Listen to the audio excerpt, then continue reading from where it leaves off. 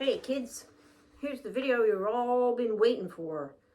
Finally had enough time to tune these instruments and just muck around with them in playing with different tunes, and actually playing in some different tunings. This Olov harpa is in Olsen tuning, which changes the distance between the fifths.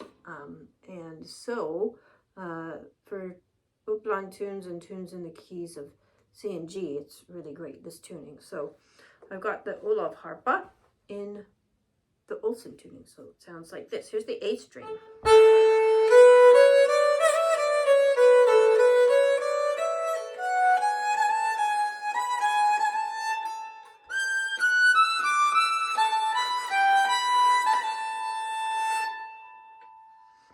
Pretty loud and clear, yeah.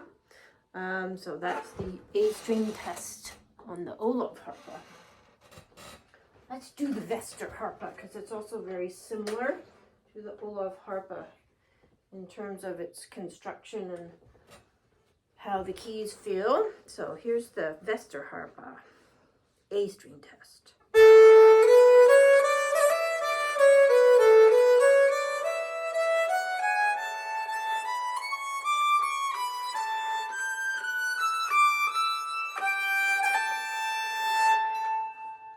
Also resonant, but you can hear a different quality of sound. I can anyway. It certainly feels like a different sound right when I'm playing in the harpa region. I bet you if you're trying instruments, you should also have another person 6 to 8 feet away, probably, just listening for how the instrument carries. I mean, we all know Nyckelharpas resonate really well, and so they carry really well, especially when really well in tune. Haha. So here is my Dan Eriksson harpa, which I've been playing for the past 4 years. So it's definitely the most played in. The Olov and even the Mats Vester are relatively new instruments. Mats belongs to my friend Binny, who also started playing Nyckelharpa during the pandemic. So here's the Eriksson.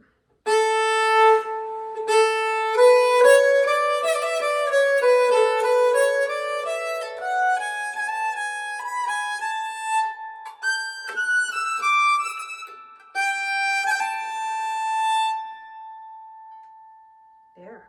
So again, beautiful A string sounds from all three instruments. Some differences in the actual key box are, if you look at my Dan Eriksson key box and the keys, as we go up to the stratosphere there, you can see that the keys are a lot smaller than they are on the Olov harpa and the Västerharpa. And that's because, of course, he's got extra keys. I asked for extra keys on this instrument. So on each row there are, actually the second and third row, there are extra keys. So that I don't have to keep reaching my hand down to get notes. I can just cross the string. That was the main reason. This instrument I don't only play Swedish on. So even though it's a Swedish Nyckelharpa, I also play more Baroque things, maybe some different repertoire tunes that I've written. Also Irish tunes, old-time tunes. All right, let's try going back to Olov's harpa. So you can see the keys here are quite a bit wider. Actually, this is Olov's key box is my favorite, actually.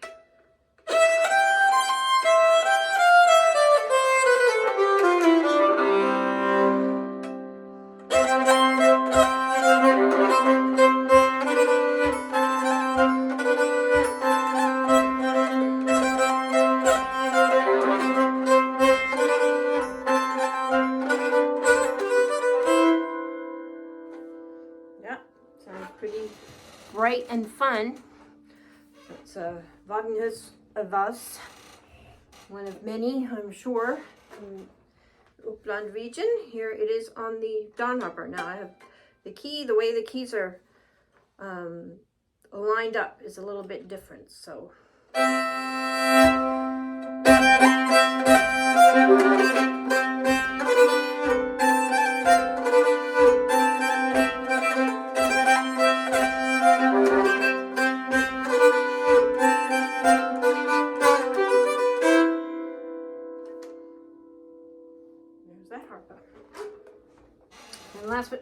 Sylvester.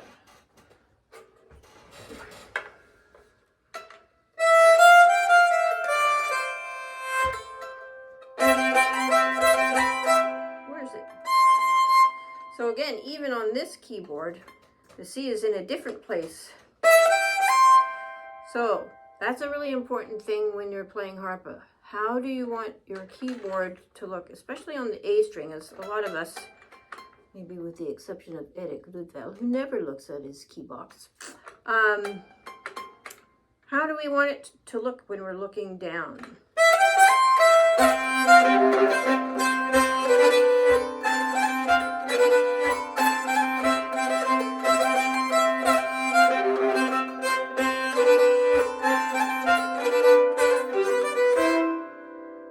Okay, so there's that instrument. So as you can hear, all of these are, you know, really well made instruments. The key boxes are all really nice, beautifully crafted keys. Everything moves easily, and you know, they're all reasonably light. I would say probably my Dawn is a little bit heavier than the other two,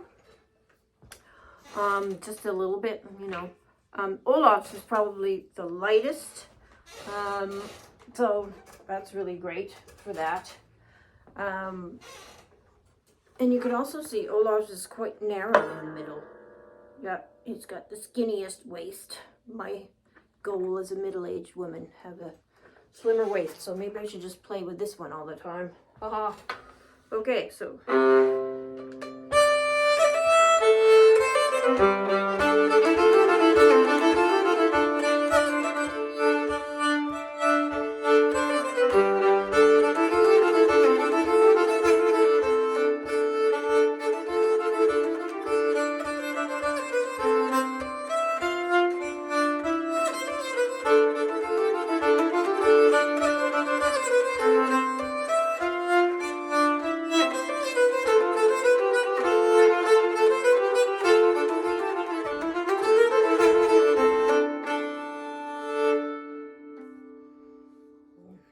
This instrument is new. It's new, so to me, and so it's still opening up in sound. My Dawn, here we go, same thing.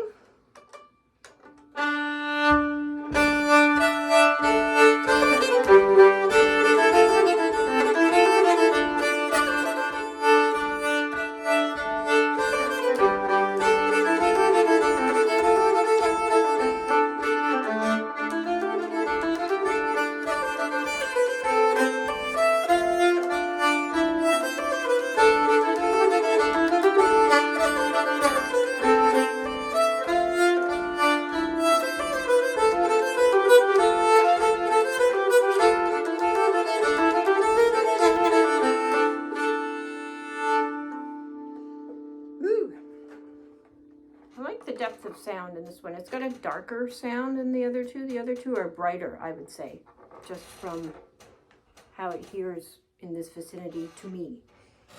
I don't know what it sounds like out there. Here's the same thing on the Mats Vester.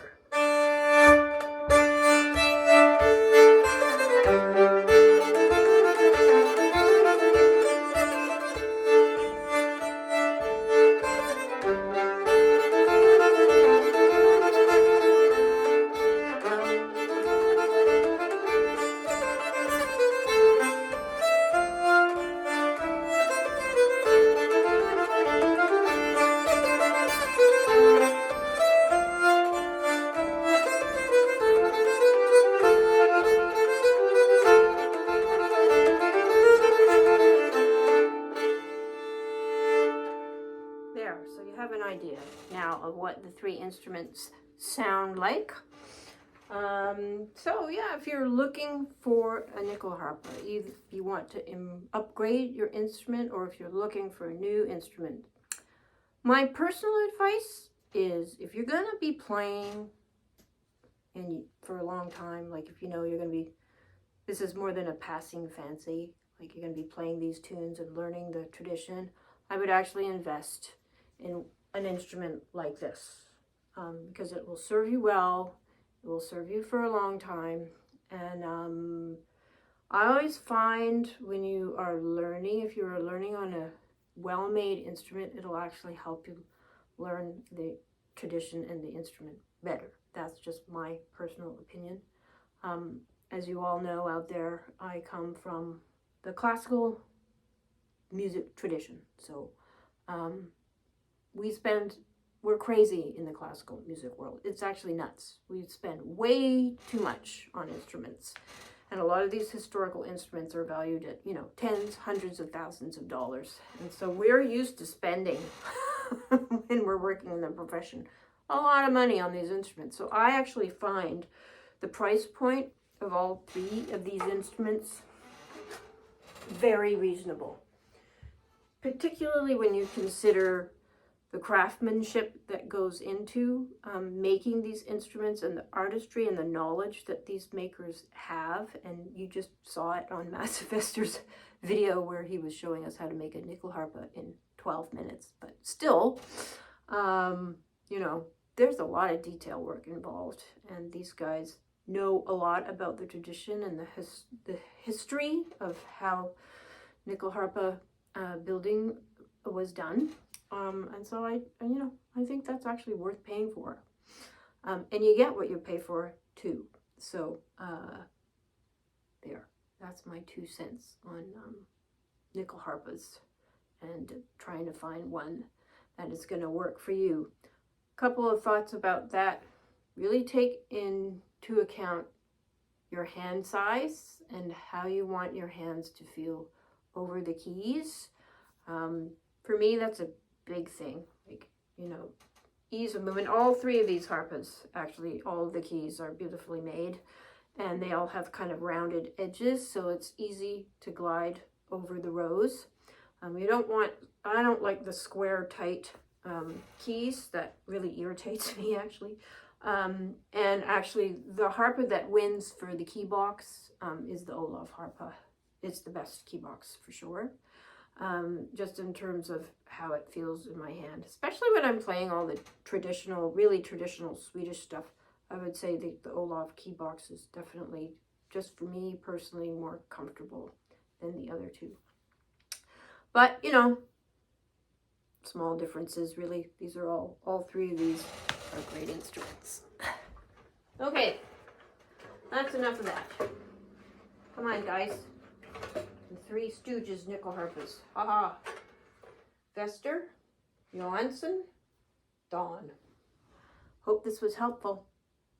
Ciao from snowy Nova Scotia.